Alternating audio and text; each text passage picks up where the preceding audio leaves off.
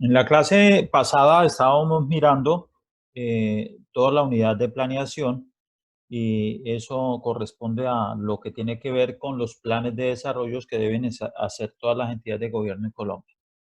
Hoy vamos a iniciar una nueva unidad que es la, digamos, la unidad central de esta asignatura, es la unidad de presupuesto público, ¿sí?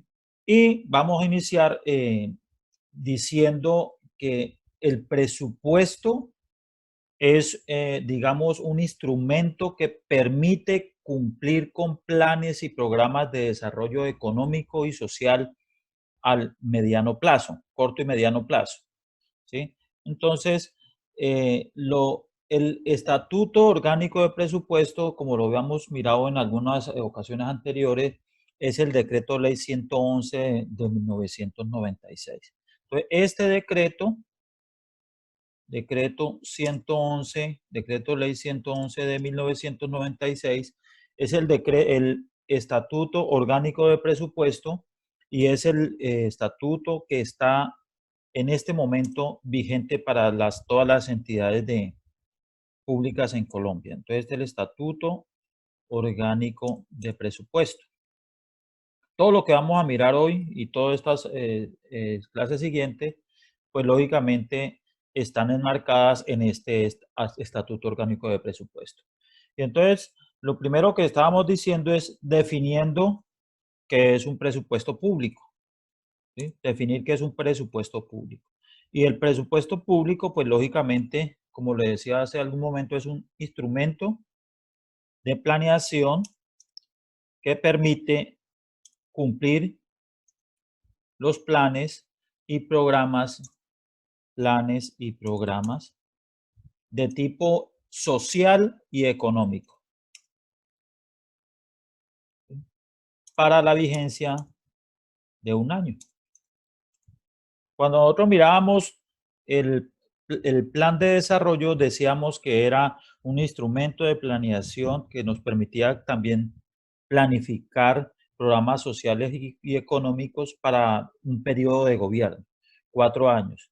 Entonces, ese era el plan de desarrollo. El presupuesto público es lo mismo, pero que es para la vigencia de un año, ¿cierto? Para la vigencia de un año. Entonces, el presupuesto público, lógicamente, tiene que salir o ser concordante con el plan de desarrollo.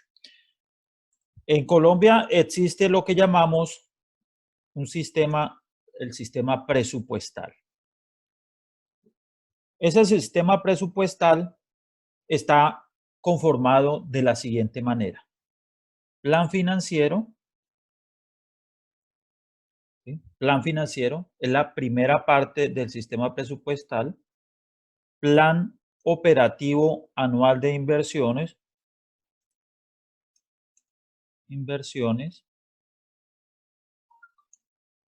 que lo conocemos comúnmente como POAI, Plan Operativo Anual de Inversiones, para después desembocar en el presupuesto general de la nación. Y de la misma manera, todas las entidades públicas en Colombia deben tener ese mismo esquema o ese mismo sistema presupuestal. O sea que el sistema presupuestal en Colombia está conformado por estos tres planes.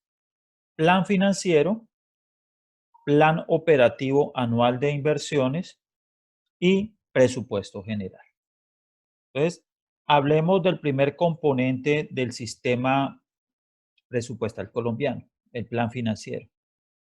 El plan financiero no es otra cosa que la proyección de ingresos de manera detallada, una proyección de ingresos de manera detallada, ¿cierto? Para la vigencia de un año.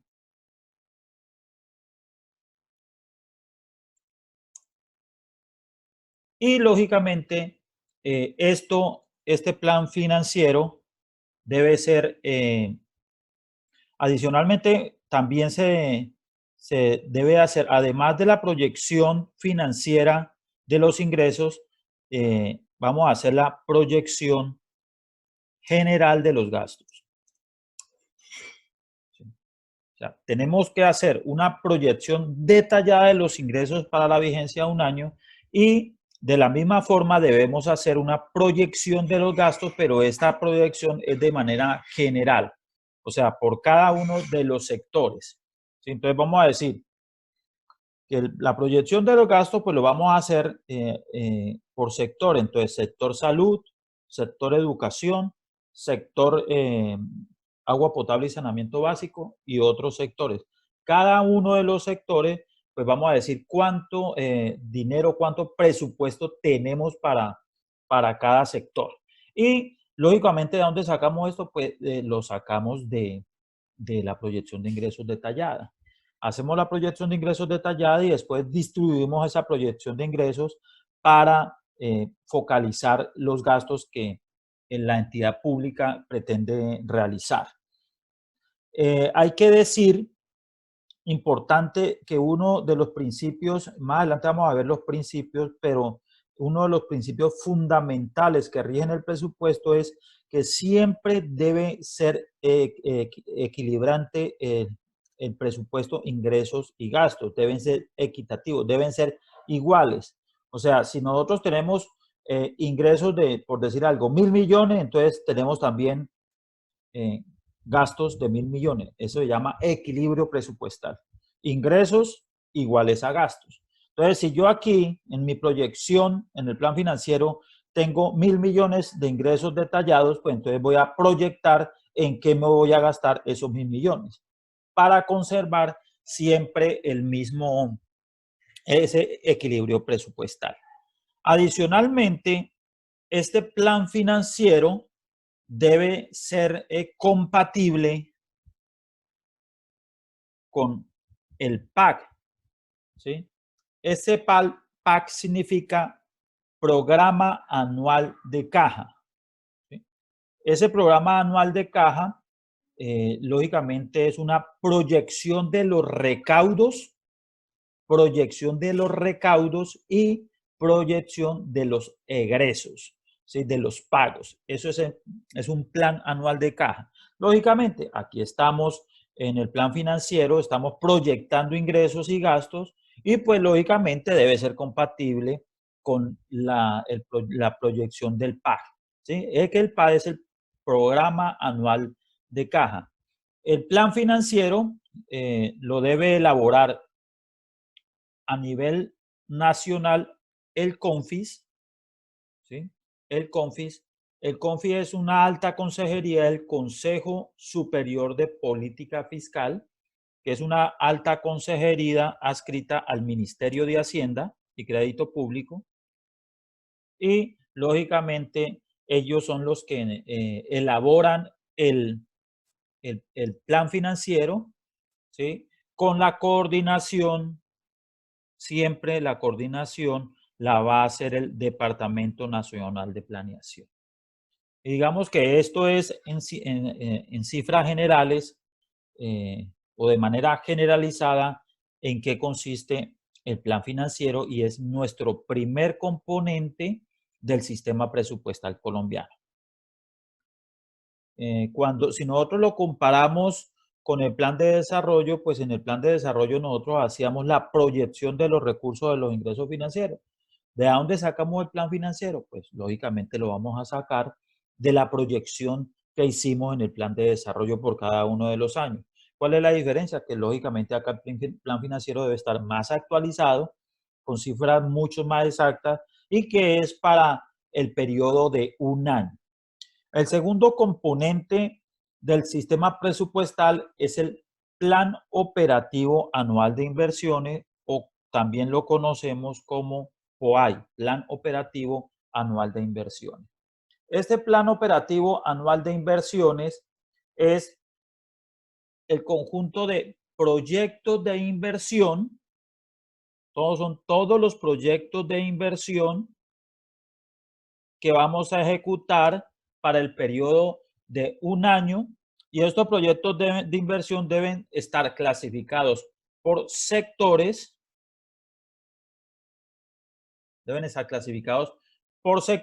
y deben ser coherentes con el plan de desarrollo. y más que con el plan de desarrollo, específicamente con el plan de inversiones públicas. Entonces, recordemos que el plan de inversiones públicas eran todos los proyectos de inversión que íbamos a ejecutar durante los 4 años. Entonces, ¿de dónde vamos a sacar los proyectos de, aquí son proyectos de inversión? ¿De dónde vamos a sacar los proyectos de inversión que vamos a ejecutar en un año? Pues lo vamos a sacar del plan de inversiones públicas que está en el plan de desarrollo. Acuérdense que solamente podemos ejecutar los proyectos que quedaron contenidos en el plan de desarrollo, ¿cierto? Entonces, por eso, al momento de hacer el POAI, o el Plan Operativo Anual de Inversiones, pues debemos sacarlo del plan de inversiones públicas. Entonces, por decir algo, este primer año de gobierno, entonces, al momento de hacer el POAI, pues yo debo sacarlo del plan de desarrollo, los planes que quedaron ejecutados en el plan de inversiones públicas del plan de desarrollo. ¿Sí? Y eso es, digamos, el plan operativo anual de inversiones. Y después tendremos el presupuesto público.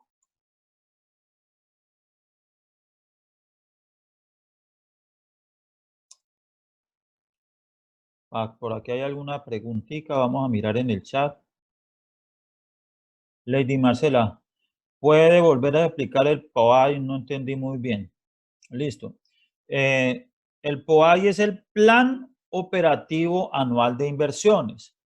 ¿Sí? Entonces, es el segundo componente del sistema presupuestal.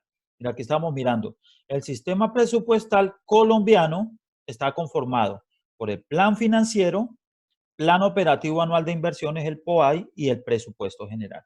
O sea que primero hacemos el plan financiero, después de hacer el plan financiero debemos hacer el Plan Operativo Anual de Inversiones y luego de hacer el Plan Operativo Anual de Inversiones hacemos el presupuesto general de la entidad, ¿cierto? Entonces, la conjunción de los dos, del plan financiero y del plan operativo, pues nos da como resultado el presupuesto.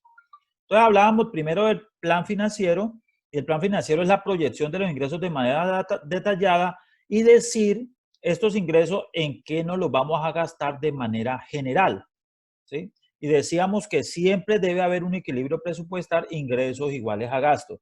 O sea, que si proyectamos recaudar 1.000 millones de ingresos, entonces tendremos que recaudar 1.000 millones de gastos. Tenemos que ejecutar o planificar 1.000 millones de gastos, ¿cierto? Siempre ingresos iguales a gastos. Entonces, aquí el componente principal del plan financiero, lógicamente, es la proyección detallada de los ingresos para la vigencia de un año.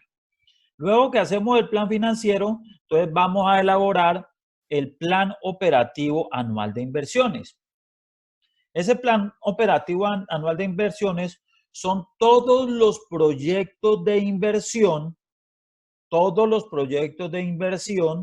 que vamos a ejecutar clasificados, proyectos de inversión clasificados por sectores que vamos a ejecutar, ¿cierto?, para la vigencia de un año. ¿De dónde sacamos estos proyectos de inversión? Pues lógicamente lo tenemos que sacar del plan de inversiones públicas, que eso fue lo que miramos la clase pasada. Voy a buscar aquí las diapositivas de la clase pasada para que repasemos cómo fue que quedó conformado el plan de desarrollo. Entonces, denme un segundo, voy a buscar las diapositivas, que es plan de desarrollo.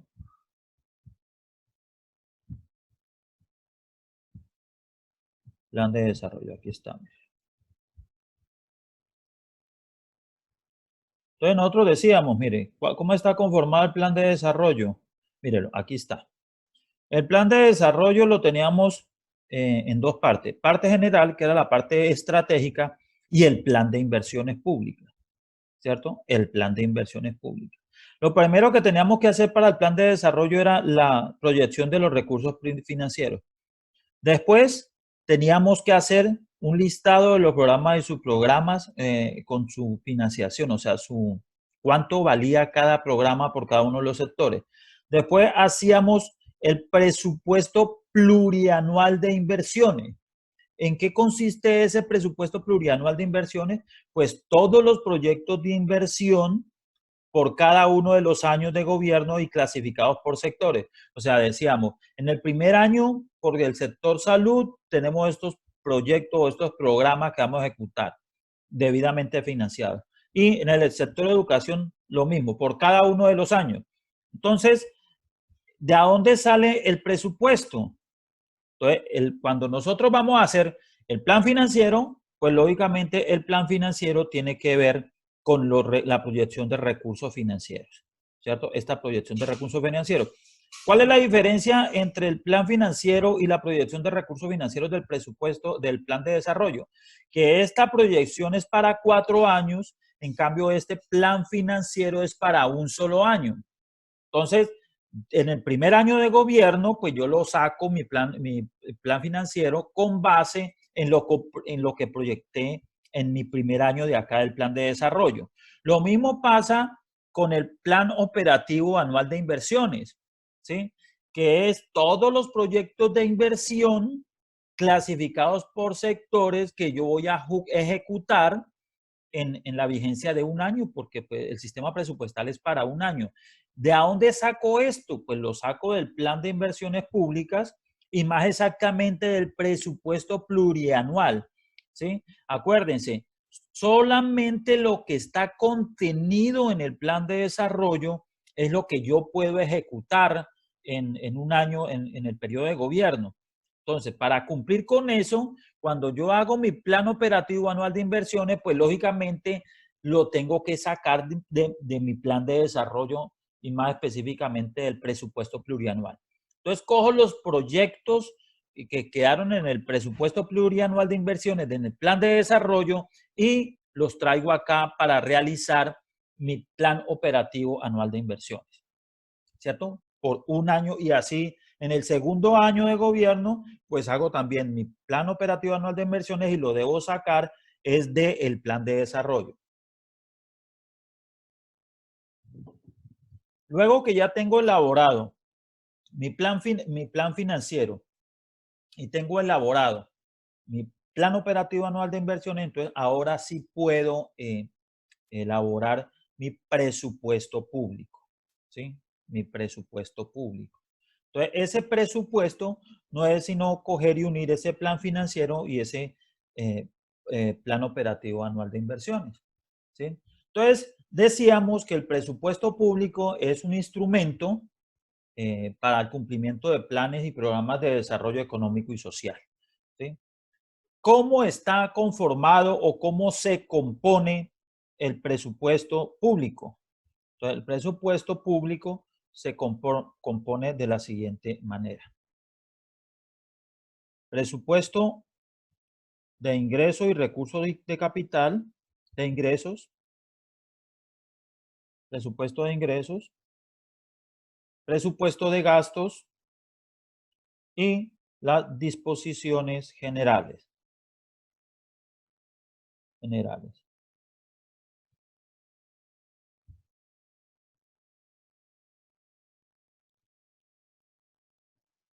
Entonces, el presupuesto está conformado por el presupuesto de ingresos, presupuesto de gastos y las disposiciones generales. Esto también lo conocemos, este presupuesto de ingresos lo podemos conocer también como presupuesto de rentas y recursos de capital, ¿sí? Presupuesto de renta y recursos de capital. Es lo mismo que decir presupuesto de ingresos. Presupuesto de renta y recursos de capital. Lógicamente, este presupuesto de renta o presupuesto de ingresos lógicamente es la estimación de todos los ingresos que pretende recaudar una entidad pública para el periodo de un año, ¿sí? Ese es el presupuesto de ingresos. El presupuesto de gastos, pues son todos los egresos que pretende realizar una entidad pública en el periodo de un año. También conocemos este presupuesto de gastos como ley de apropiaciones, también es muy conocida como ley de apropiaciones. Y las disposiciones generales, pues son todas aquellas disposiciones que nos van a permitir hacer una adecuada ejecución del presupuesto. ¿Cómo así? Prácticamente es la parte descriptiva de todo el presupuesto. Entonces aquí tenemos unos rubros presupuestales, aquí vamos a definir cada uno de esos rubros presupuestales para que no se tenga ninguna confusión. Entonces, el presupuesto público, el presupuesto de ingresos está conformado de la siguiente manera. Entonces, el presupuesto de ingresos está conformado de la siguiente manera.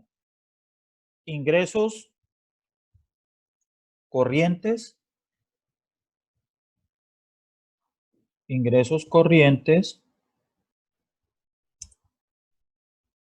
vamos aquí a hacer una parte más bien. Presupuesto de ingresos, o también lo conocemos como presupuesto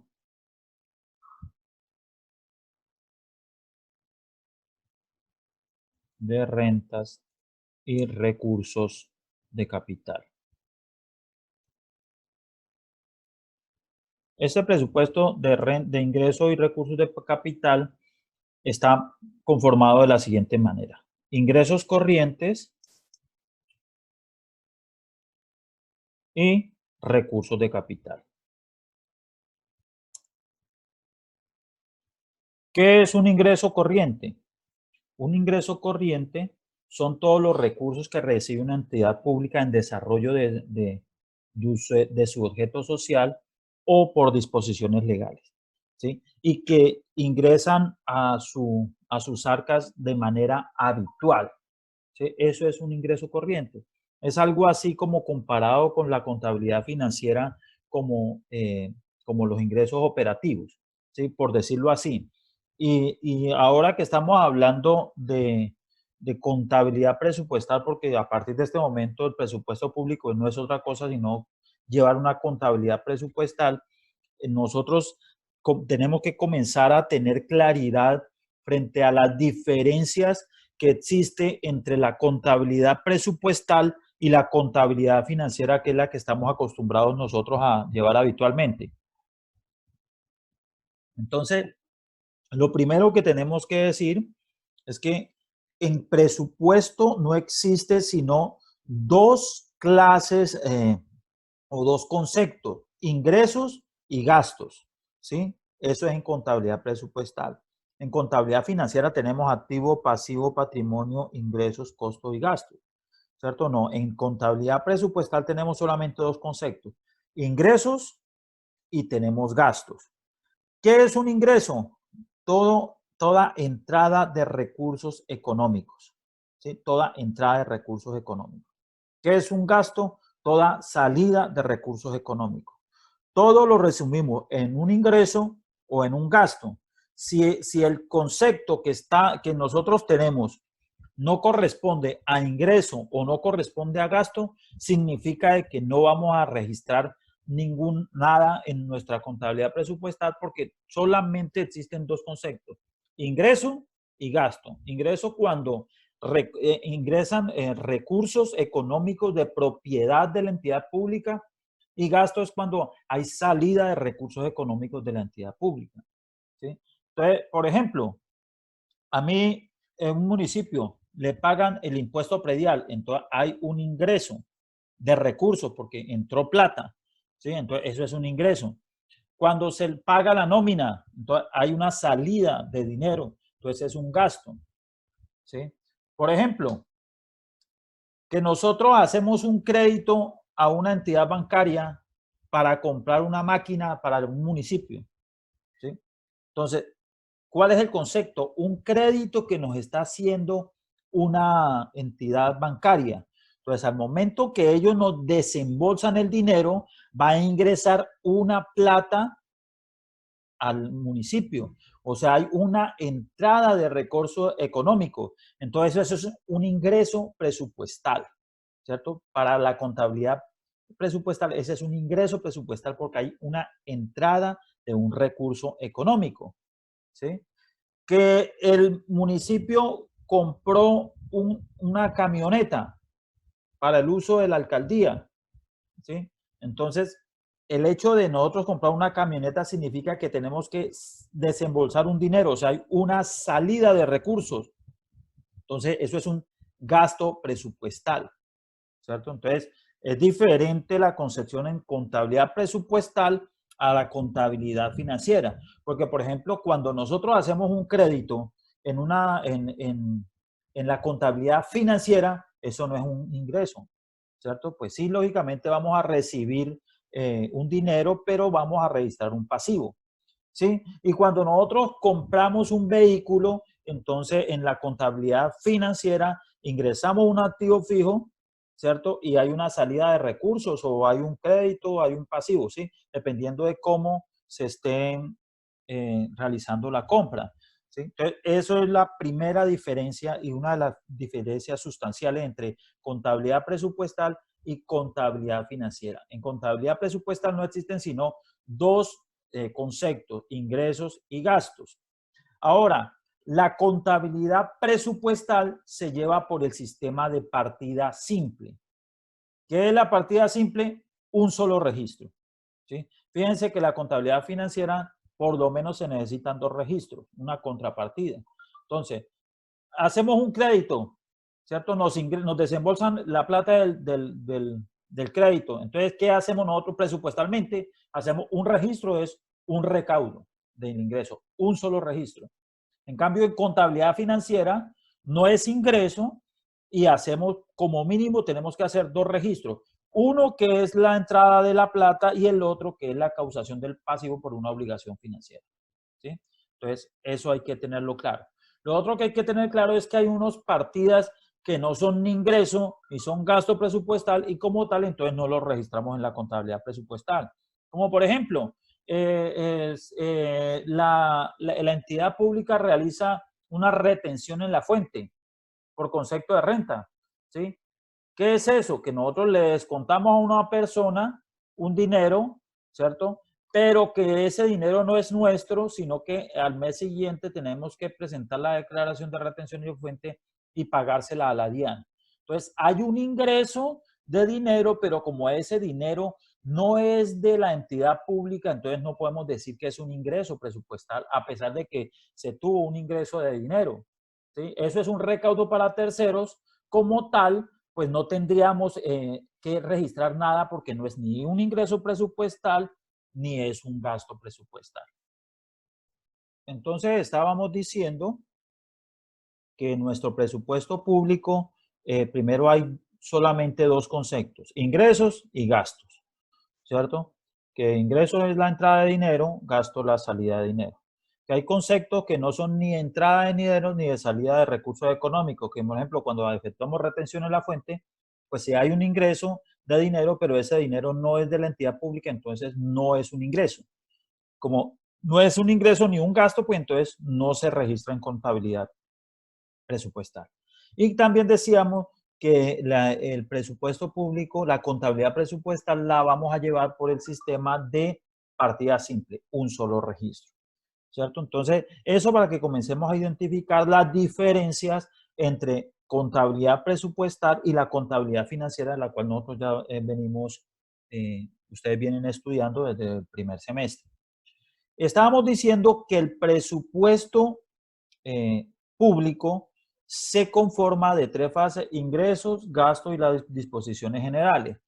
Y que el presupuesto de ingresos también es conocido como presupuesto de renta y recursos de capital, pues se divide en dos: ingresos corrientes, ¿cierto? Ingresos corrientes y recursos de capital.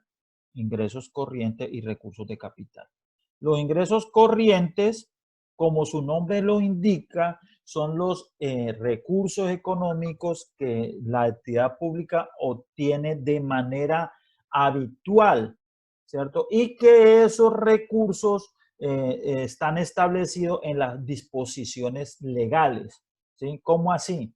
Que son impuestos, tasas, multas y contribuciones, ¿sí? Impuestos, tasas, multas y contribuciones. Y que son recibidos de manera habitual. ¿Qué es un recurso de capital? Un recurso de capital es un recurso económico que recibe la entidad pública por la explotación de sus activos, ¿sí? Por la explotación de sus activos. ¿Cómo así? Por ejemplo, la entidad pública tiene en sus cuentas bancarias, sus dineros los tiene depositadas en unas cuentas de ahorro. La cuenta de ahorro genera unos rendimientos financieros, unos intereses. Entonces, ese rendimiento financiero es un recurso económico que recibe. Y ese recurso financiero pues no lo recibe de manera habitual o por disposiciones de normas o de leyes, sino que lo recibe por la explotación de su activo, que es el dinero que tiene en el banco. ¿Sí? Entonces, esos rendimientos financieros es un recurso de capital. Otro ejemplo, por ejemplo, la electrificadora del Huila es una empresa industrial y comercial del Estado donde los socios accionistas son la gobernación del Huila y todos los municipios, ¿sí? Entonces, eso significa que, por ejemplo, el municipio de Neiva tiene acciones en la electrificadora del Huila, o sea que es socio accionista.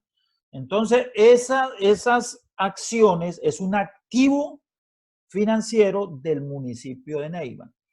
Cuando la electrificadora del Huila hace la asamblea y dice nuestra utilidad neta del año 2019 fueron tantos millones y hace distribución de esas utilidades en dividendos, al municipio de Neiva le entrega unos dividendos, dinero, entonces eso, dinero es un recurso que ingresa por la explotación de un activo que llaman acciones y eso es un recurso de capital.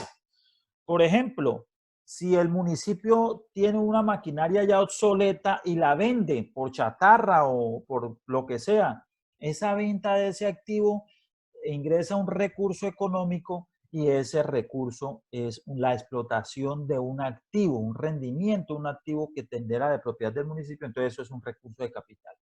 Entonces, los recursos de capital, pues son rendimientos o son recursos económicos que recibe de carácter ocasional las entidades públicas por la explotación de sus activos públicos, o también podemos decir que los créditos que realizan las entidades públicas también se considera como un recurso de capital. Entonces, cuando la entidad pública hace un crédito y entonces el banco nos desembolsa ese crédito, eso es un recurso de capital.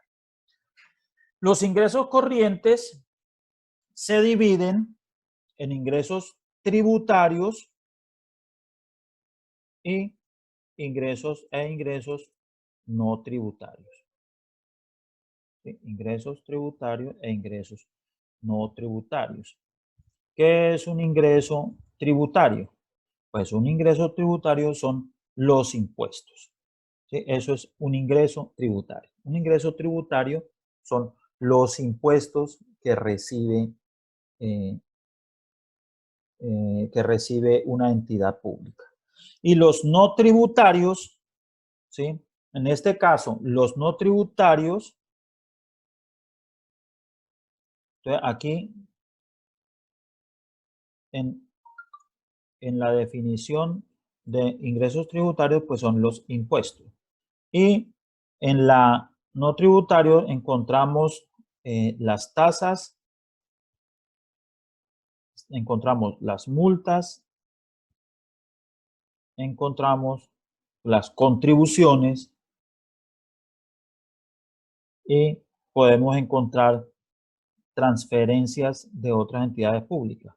En el caso de, de la nación, pues no reciben transferencias de ninguna entidad pública porque son todos los recursos pero en caso, por ejemplo, de los departamentos de los municipios, sí reciben recursos de la nación, entonces eso es lo que conocemos como transferencias.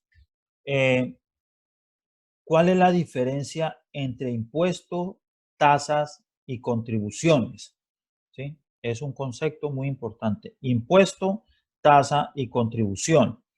Y el impuesto, tasa y contribución para efectos presupuestales, ¿sí? Para efectos presupuestales, los únicos ingresos tributarios son los impuestos, ¿sí? Y los ingresos no tributarios son tasa y contribuciones para efectos presupuestales. Pero para efectos fiscales, tributos son los impuestos, tasas y contribuciones, ¿sí? Cuando la Constitución Política de Colombia habla de tributos, la Corte Constitucional definió los tributos como impuestos, tasas y contribuciones y todos son tributos. Pero como acá estamos hablando de presupuesto, entonces presupuestalmente ingresos tributarios son los impuestos, ingresos no tributarios son las tasas y las contribuciones, y adicionalmente pues las multas y las transferencias, ¿sí? Y entonces, ¿cuál es la diferencia entre impuesto, tasa y contribución? El impuesto es un pago obligatorio que se hace al Estado, lógicamente para cumplir con su objeto social del mejoramiento de la calidad de vida de la población. La tasa también es un pago obligatorio a favor del Estado para cumplir con su objeto social del mejoramiento de la calidad de vida de la población. Y la contribución pues también es un pago obligatorio al Estado, cuyo se hace para que el Estado cumpla con su objetivo de el mejoramiento de la calidad de vida. Hasta ahí no hay ninguna diferencia. ¿Cuál es la diferencia que nos dijo la Corte Constitucional frente a estas tres definiciones? Que el impuesto usted no recibe ningún beneficio directo, ¿sí? Usted espera recibir beneficios generales. ¿Cómo así? Usted paga el impuesto de renta y por pagar el impuesto de renta, ¿qué le dan a cambio? Nada. ¿Qué recibe usted? Nada, ¿sí? Lo que uno aspira es a que si yo pago impuestos, ¿sí? Si yo pago impuestos, pues que esos impuestos se inviertan de real manera en el mejoramiento de la calidad de vida de toda la población, ¿sí? Eso es lo que uno espera, ¿sí? Pero que yo reciba algo directamente por mi pago de mi impuesto de renta, pues yo no voy a recibir nada. Cosa diferente es la tasa, porque la tasa yo recibo un beneficio directo, prácticamente estoy pagando para que el Estado me preste un servicio a mí. Un ejemplo de eso son, por ejemplo, los servicios públicos. Usted paga el servicio de acueducto, ¿sí? Y aseo, y usted paga porque está recibiendo un servicio que es prestado por el Estado, ¿sí? Otro ejemplo de tasa, un ejemplo de tasa es los peajes. Los peajes, lógicamente, usted paga el peaje y usted está pagando por la utilización de esas superavenidas que existen por acá en nuestro territorio, ¿cierto? Las superavenidas. Por ejemplo, si usted quiere ir a conocer a San Agustín, pues usted tiene que pagar 2 peajes y usted se va contento. Bueno, pues si llega a San Agustín, porque la verdad es que es una mano de hueco impresionante, pero tiene que pagar de todas maneras los 2 peajes. O sea, usted paga por recibir un servicio y esa es la tasa. Y es un pago obligatorio, ¿sí? Usted pasa por el peaje y tiene que pagar el peaje, si no, pues lo pueden sancionar. Y la contribución es un pago obligatorio que usted recibe un beneficio directo, pero también hay un grupo de personas que reciben un beneficio por ese pago que usted está realizando. Un ejemplo de eso, por ejemplo, la contribución por valorización, ¿sí? Cuando, por decir algo, si no sé si ustedes alcanzarán a recordar o no sé si no habrán nacido o no habrán nacido en ese tiempo, ubíquense en la panadería Peter Pan de la carrera séptima, ¿cierto? Del Parque del Amor, y usted seguía derecho por la carrera séptima y eso va a desembocar, ahí hay un puente sobre el río Las Ceibas para tomar la avenida 26 que conduce para Granjas y para llegar al Éxito, ¿cierto? Ese puente que hay sobre el río Las Ceibas de la carrera séptima, pues antes no existía. Y esa zona era una de las zonas más afectadas y más peligrosas de Neiva, por no decirla una olla, ¿sí? Bueno, ya lo dijimos, era una olla, ni la verdad que eso no se metía, nadie era por ahí. Pero no sino hacer ese puente y la zona cambió completamente, ¿sí? Ahora toda esa zona al lado y lado de la carrera séptima es completamente comercial. Entonces, el municipio de Neiva muy bien pudo cobrar la contribución por valorización a todas las personas que quedaban aledañas a la carrera séptima y se beneficiaron por esa elaboración de ese puente. Entonces, esas personas que se les cobró ese contribución por valorización se beneficiaron directamente porque sus predios pues tomaron un valor impresionante y prácticamente la destinación económica cambió completamente. ¿Sí? Ellos, que son los que pagan la contribución por valorización, recibieron un beneficio directo.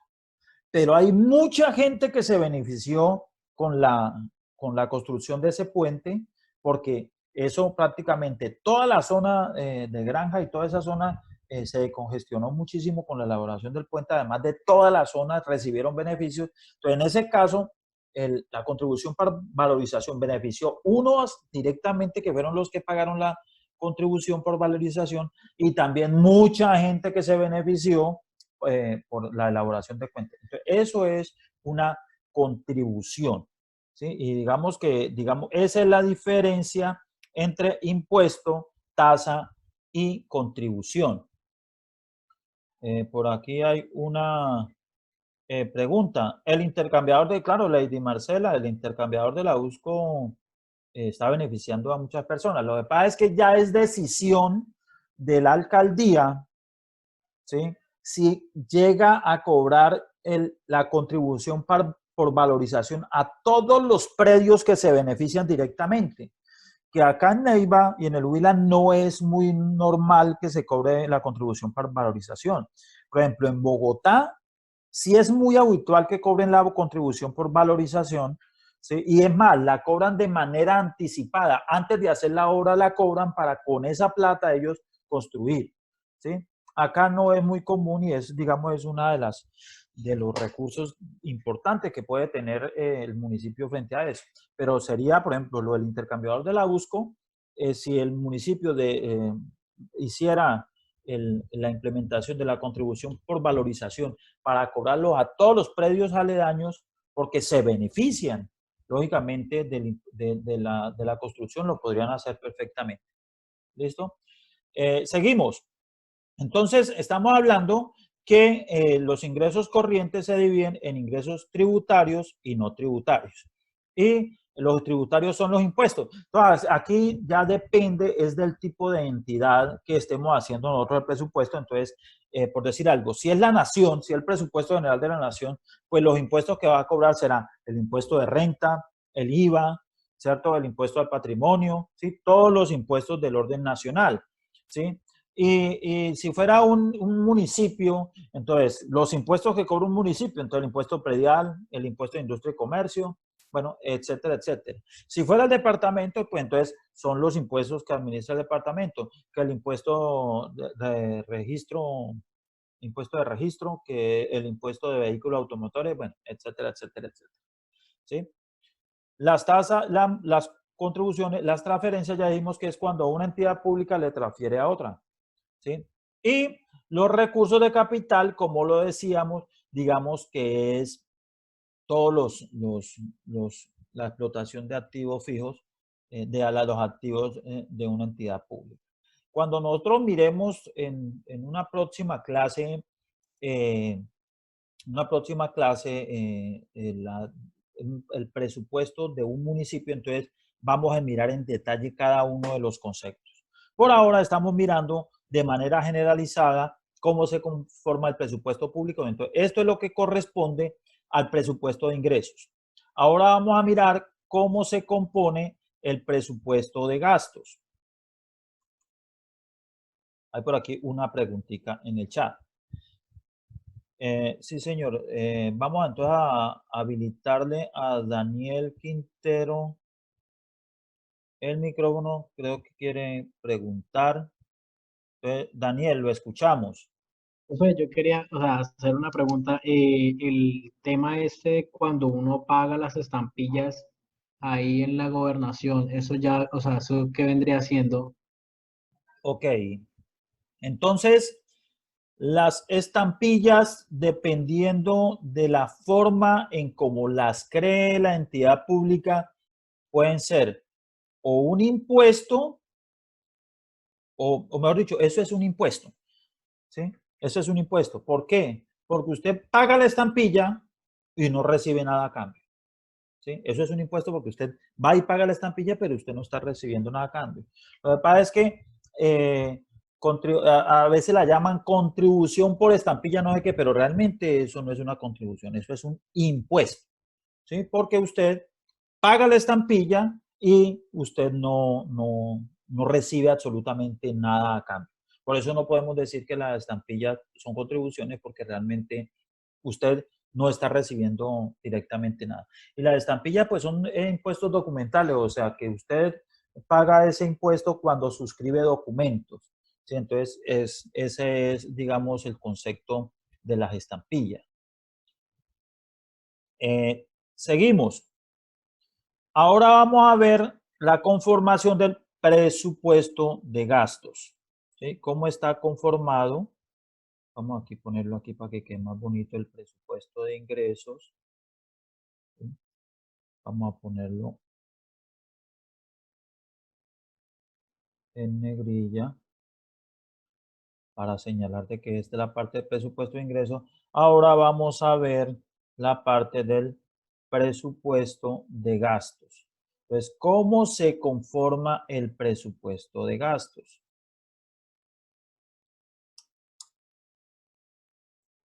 El presupuesto de gastos se conforma de la siguiente manera.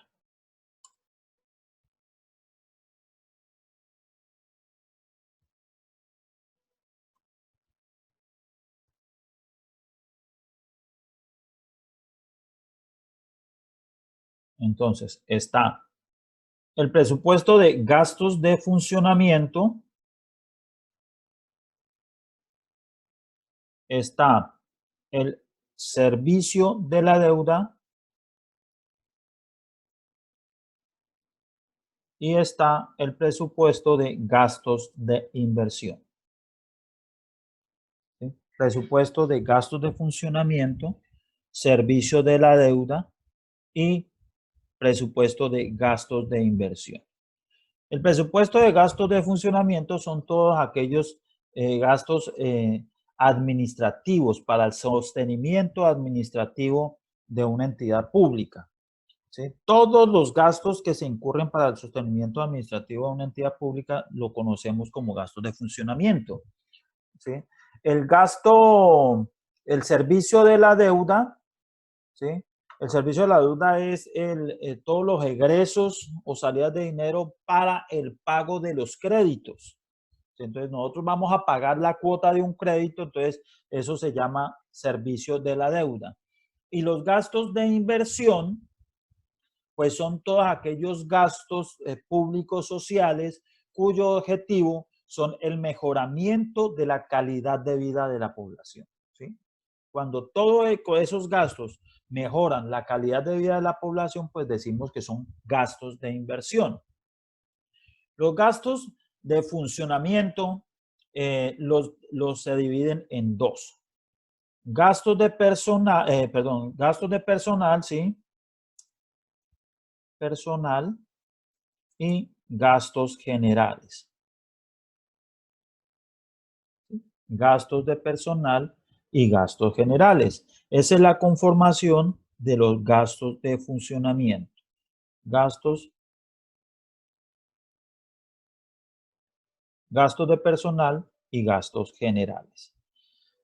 Gastos de personal, pues corresponde a todos aquellos gastos por la contraprestación de servicios de personal que recibe. Entonces, dentro de estos gastos de personal, tenemos gastos directos y gastos indirectos. Los gastos directos, pues son la nómina, ¿sí? Todos los contratos de nómina que corresponden a la parte administrativa, porque aquí en gastos de inversión también podemos tener gastos de nómina, pero que dicha nómina corresponde al mejoramiento de la calidad de vida de la población. Entonces, por ejemplo, un gasto de funcionamiento de gastos de personal, por ejemplo, el alcalde, ¿sí? El sueldo del alcalde, ¿sí? En cambio, aquí, por ejemplo, en gastos de inversión nosotros podemos tener, por ejemplo, el pago de los profesores de las escuelas del municipio. Esto es un gasto de nómina de personal, pero que corresponde a un gasto de inversión.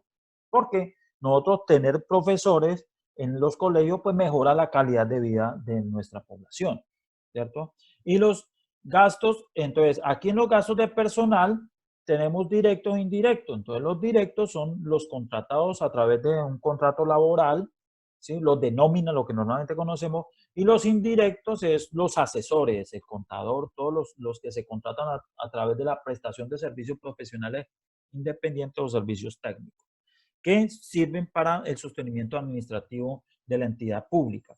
Y los gastos generales son los demás gastos diferentes a gastos de personal, ¿cierto? Y que se dividen en adquisición de bienes y adquisición de servicios. Entonces vamos a poner aquí. En gastos de personal tenemos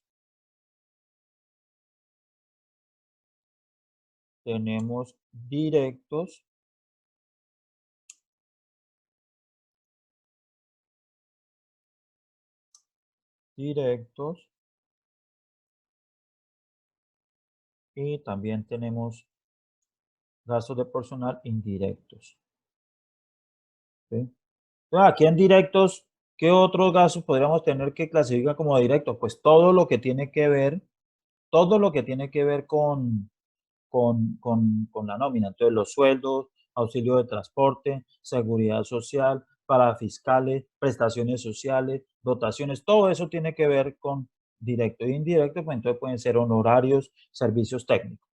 Y en los gastos generales tenemos por adquisición de bienes, entonces,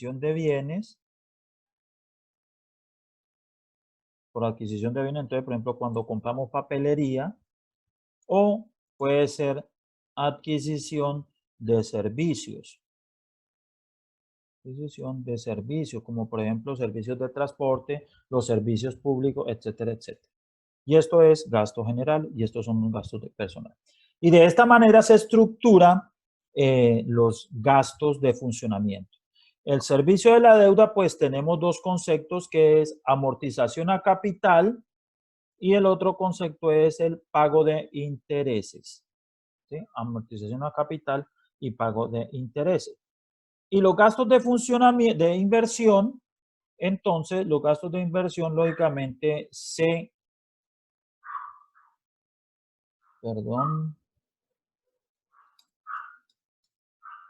los gastos de inversión, pues estos gastos de inversión se clasifican por cada uno de los sectores, ¿sí? ¿Y cómo se clasifican los sectores? Entonces se clasifican en sectores básicos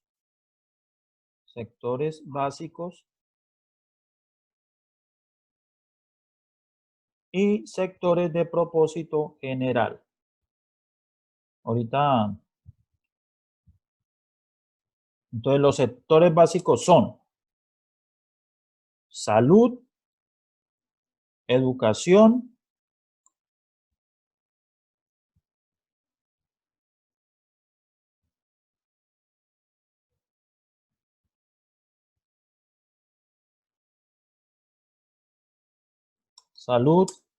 educación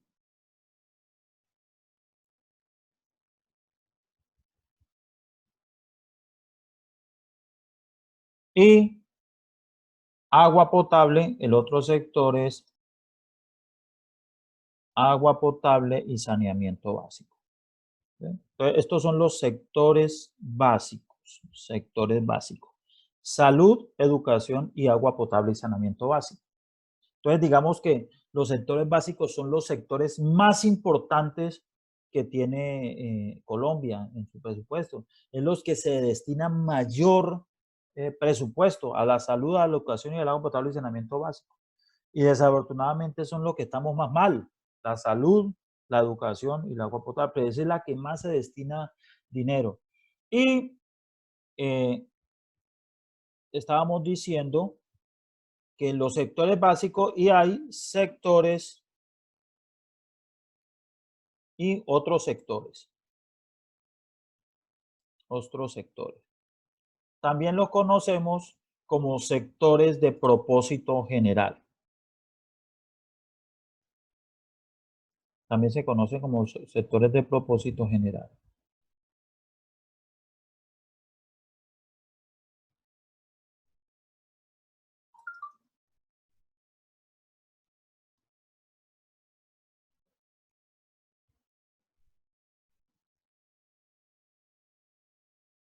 Y de esta manera, propósito general. ¿Sí? Y de esta manera es que se conforma un presupuesto de gastos. ¿Sí? Entonces, esa es, digamos, el esquema de un presupuesto público. ¿Sí? Entonces, el presupuesto público se conforma por el presupuesto de ingresos, presupuesto de gastos y las disposiciones generales. Presupuesto de ingresos está conformado por los ingresos corrientes y los recursos de capital. Los ingresos corrientes se dividen en ingresos tributarios y no tributarios. Y los recursos de capital, pues cada uno de los componentes de los... El presupuesto de gastos se conforma en presupuesto de gastos de funcionamiento, servicio de la deuda y gastos de inversión. El de gastos de funcionamiento se divide en gastos de personal y gastos generales. Los gastos de personal pueden ser directos e indirectos y los gastos generales por adquisición de bienes y adquisición de servicios. El servicio de la deuda se compone de dos conceptos, pago de capital y pago de intereses.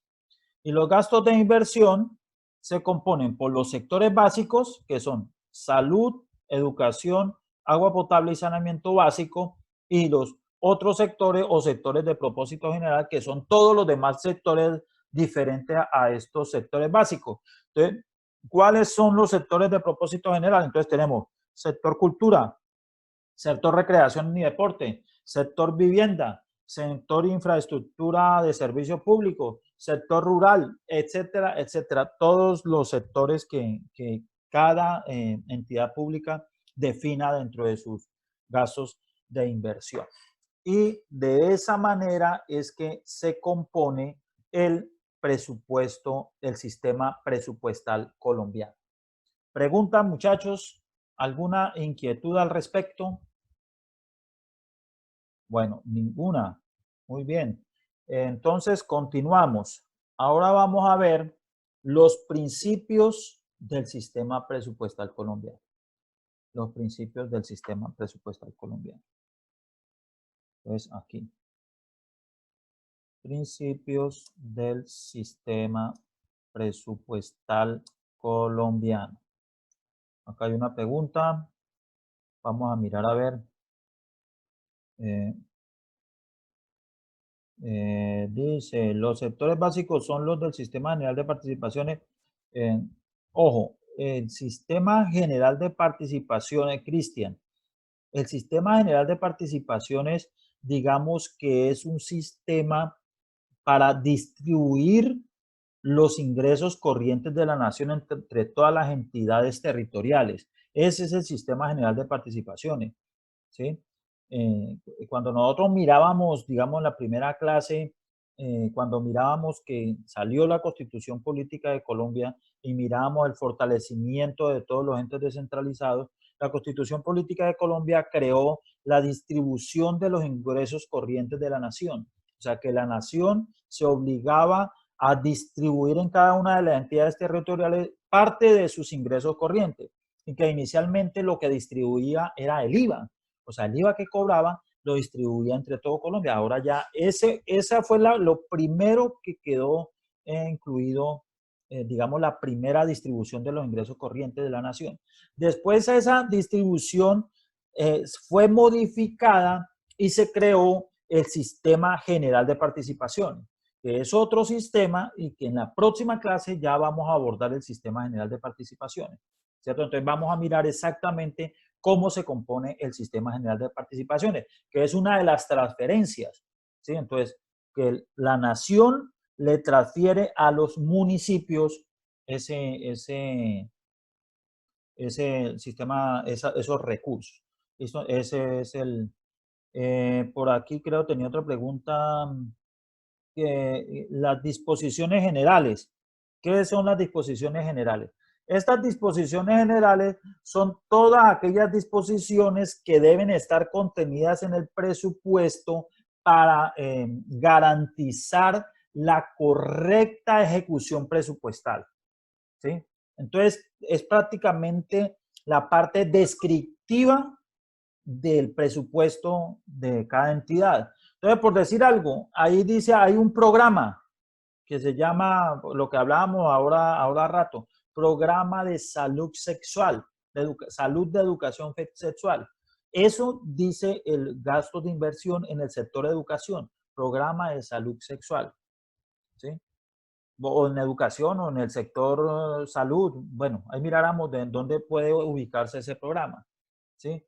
Entonces, en las disposiciones generales debe definirse exactamente en qué consiste ese programa y cuáles son los gastos que podemos financiar a través de ese programa, ¿sí? ¿Qué es lo que vamos a hacer exactamente? O sea, todas aquellas situaciones particulares deben quedar descritas ahí para que no se den malos entendidos y la ejecución presupuestal se haga de manera adecuada, ¿sí? Por ejemplo, si nosotros tenemos un programa que se llama equipamiento municipal, entonces en las disposiciones generales tenemos que entrar a definir qué es equipamiento municipal y en qué consiste ese equipamiento municipal para cuando ejecutemos el programa poder saber a ciencia cierta en qué nos podemos gastar, ¿sí? Entonces esas disposiciones generales corresponden a todas esas situaciones que permiten,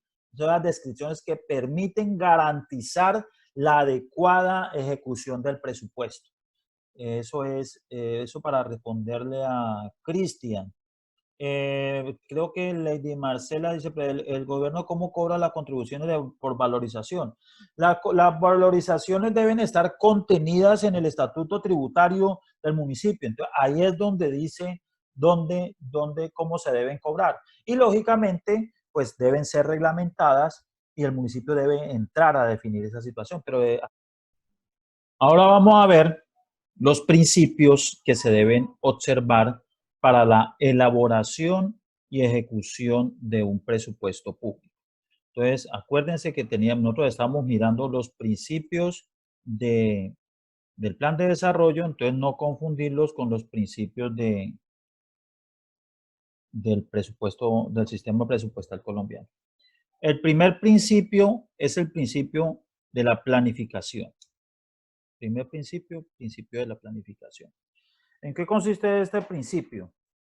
Que el principio de la planificación significa que el presupuesto público debe guardar concordancia con el plan de desarrollo, ¿sí? Con lo contenido del plan de desarrollo. Entonces, denme un segundo, voy a inhabilitar por aquí que me están haciendo muñequitos. Voy a deshabilitar.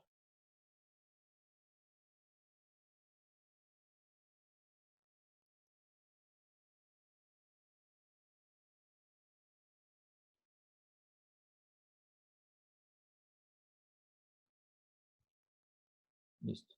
Ok.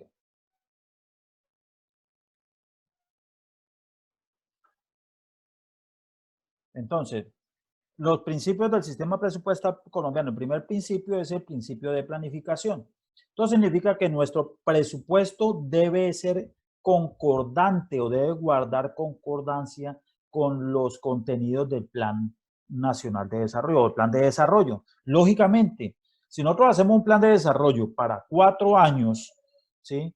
Entonces, lógicamente, ¿de dónde sale nuestro presupuesto? Pues tiene que salir de lo que está contenido en los 4 años de gobierno. Si yo estoy en mi primer año de gobierno, pues lógicamente en mi primer año de gobierno, ¿de dónde saco mis ingresos? Pues mis ingresos los tengo que sacar del presupuesto, del plan de desarrollo, los ingresos que yo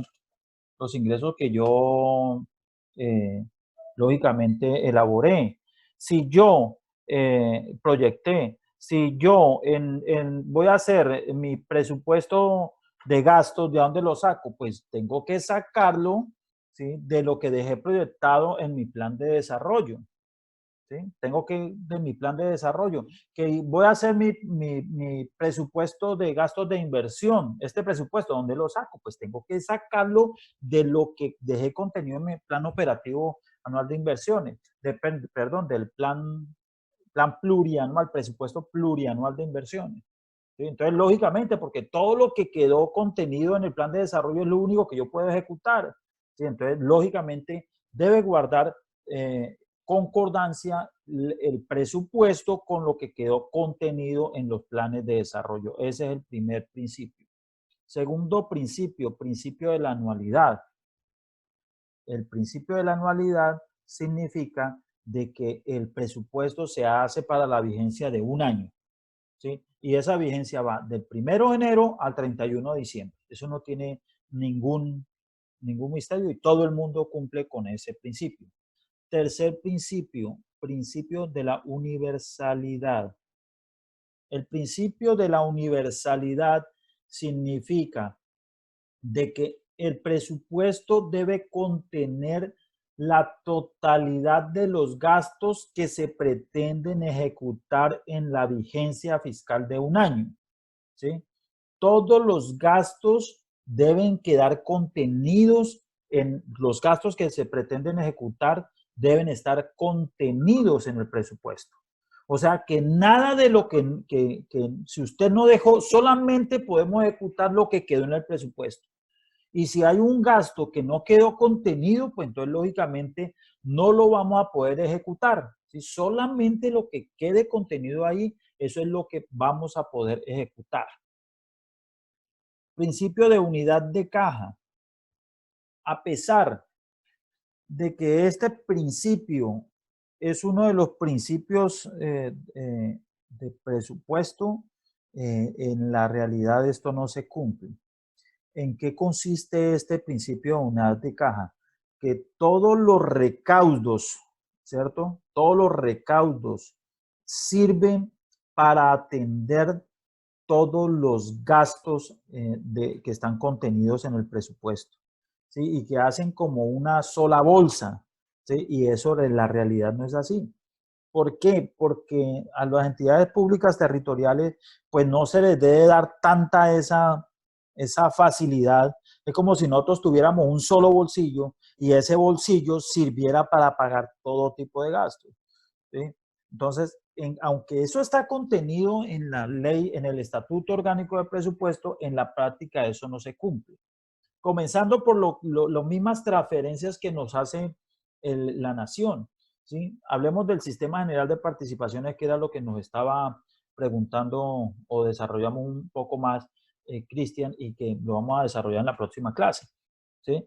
Ese Sistema General de Participaciones que viene del presupuesto general de la nación, que nos entrega la nación a todas las entidades territoriales, esas ingresos, esos recursos vienen con una destinación específica. Y lo primero que nos hacen abrir es que las entidades públicas tienen que tener lo que nosotros llamamos, o lo que el Ministerio de Hacienda llama, unas cuentas maestras. Esas cuentas maestras son cuentas para uso exclusivo, ¿sí?, de cada una de las partidas, ¿sí?, para uso exclusivo de cada una de las partidas. Y entonces usted la plata de salud no se la puede gastar sino solamente en salud. Entonces ahí se pierde, digamos, lo de la unidad de caja. Dice Andrea, bueno, Cristian dice, lo del sistema legal lo leí del libro que usted nos recomendó. Sí, ese libro, por eso le digo, dentro de 8 días vamos a comenzar a desarrollar ese libro ¿cómo era Grecia? Eh, ya se me olvidó cómo era, que Coquito, aprende a leer recargado, sí. Uy, no, es que este confinamiento siempre nos afecta, ¿no? Sí, por ahí me estaba levantando la mano, creo que era Andrea o ya quitó la mano. ¿O quieren preguntar algo más? Bueno, si no, pues entonces vuelven a solicitar la palabra. Entonces, seguimos. El quinto principio es la programación integral. El principio de la programación integral significa que todo programa contenido en el presupuesto debe contener tanto los gastos de funcionamiento como los gastos de inversión. Todo programa que nosotros pretendamos ejecutar debe quedar incorporado tanto gastos de funcionamiento como gastos de inversión, ¿sí? Lógicamente, para cuando se haga ese programa, lo podamos ejecutar debidamente. Entonces, es reconocer de que todo programa tiene una parte que es funcionamiento y otra parte que es inversión, y de esa manera integrada tenemos que programarlo en el presupuesto. Principio de la especialización. El principio de la especialización significa de que cada rubro presupuestal o programa presupuestal lo vamos a ejecutar estrictamente para lo que fue creado, ¿sí? No nos lo podemos gastar en otra cosa, sino que se debe gastar estrictamente para lo que fue creado. ¿Cómo así? Que si yo tengo un proyecto, un programa que se llama construcción de un polideportivo en tal barrio, pues entonces la única manera de ejecutar ese programa es en la construcción de ese polideportivo en ese barrio, porque para eso fue creado, ¿cierto? El ejemplo más claro, lo que pasó con nuestra, no sé si ya se lo comenté en la clase pasada, lo de la sede del edificio de la Facultad de Economía y Administración. Eso fue creado para que fuera la Facultad de Economía y Administración y después le quisieron cambiar el destino. Sí, al momento de cambiarle el destino no pudieron hacer nada porque eso debía ser construido, era para eso, para lo que fue creado. Entonces, en eso consiste el principio de la especialización. Principio de la inembargabilidad.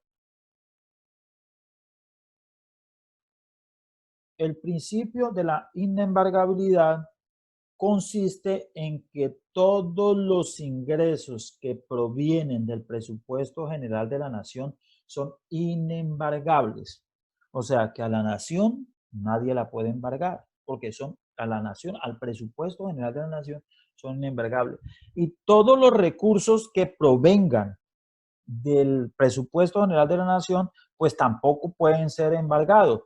Ejemplo, un municipio recibe recursos del presupuesto general de la nación, como por ejemplo lo que hablábamos, el sistema general de participaciones. La nación le transfiere esos recursos a los municipios. ¿De dónde proviene el sistema general de participaciones? Del presupuesto de la nación. Entonces, esos ingresos que reciben los municipios por concepto del sistema general de participaciones, pues las entidades bancarias ni nadie puede embargarlos. Para eso se debe tener un manejo exclusivo y nosotros informarle a la entidad bancaria, mire, señor banco, en este rubro yo voy a manejar estos recursos y estos recursos provienen del sistema general del presupuesto general de la nación para que el banco pues no entre a que los embargue a través de un proceso judicial. ¿Sí? Es que los municipios no solamente reciben recursos del presupuesto general de la nación, ellos también tienen recursos propios. Los impuestos que ellos cobran, predial unificado, industria y comercio, aviso de tableros, sobretasa bomberil, bueno, etcétera, etcétera. Todos esos recursos propios de los municipios. Esos recursos propios no provienen del presupuesto general de la nación, son recursos propios. Entonces, esos recursos sí se pueden embargar. Lo que no se puede embargar son los del presupuesto general de la nación, ¿sí? Por eso es importante que las entidades tanto territoriales como entidades descentralizadas del orden territorial, pues tengan cuentas bancarias exclusivas para los recursos que provienen de la nación, del presupuesto de la nación, para informarle a nuestras entidades bancarias para que esas entidades bancarias no las embarguen, ¿cierto? No embarguen esas cuentas bancarias. Y hay dos principios, que es el principio de la coherencia macroeconómica y el principio de la homeostasis presupuestal, eso de homeostasis es como si fuera una enfermedad del presupuesto, no. Estas dos principios, tanto de la coherencia macroeconómica, tanto el principio de la homeostasis presupuestal, estos dos principios son exclusivos para el presupuesto general de la nación. O sea, solamente se aplica para el presupuesto general de la nación. El primero, coherencia macroeconómica, consiste en que el presupuesto debe ser compatible con las metas macroeconómicas que fija el gobierno, ¿sí? Y pues esas metas macroeconómicas pues son fijadas en concordancia o en coordinación con la Junta Directiva del Banco de la República, ¿sí? Entonces, el presupuesto debe ser compatible. Y esto tiene mucho que ver con el crecimiento de la economía también, ¿sí? Si nosotros crecemos en una proporción, ¿sí? Nosotros tenemos una meta de crecimiento, entonces, pues lógicamente esa meta de crecimiento debe verse reflejada en el crecimiento también del presupuesto. Entonces, incrementamos de la misma manera los ingresos y de esa misma manera, guardando el equilibrio presupuestal, ingresos iguales a gastos, pues el presupuesto de gastos también debe eh, crecer de la misma manera. Y el presupuesto de la homeostasis presupuestal es ya que el presupuesto de ingresos o presupuesto de rentas debe ser concordante con el crecimiento real de la economía, ¿sí? Que entonces, lógicamente, hay que conjugar las dos cosas, tanto la proyección macroeconómica, tanto el crecimiento de real. Que esa proyección de los ingresos no puede estar por debajo del crecimiento real y debe proyectarse hacia el crecimiento esperado, ¿sí? Y lógicamente, pues el principio de gasto pues también obedece también al incremento del presupuesto de ingresos. Y de esta manera hemos visto los principios del sistema presupuestal colombiano.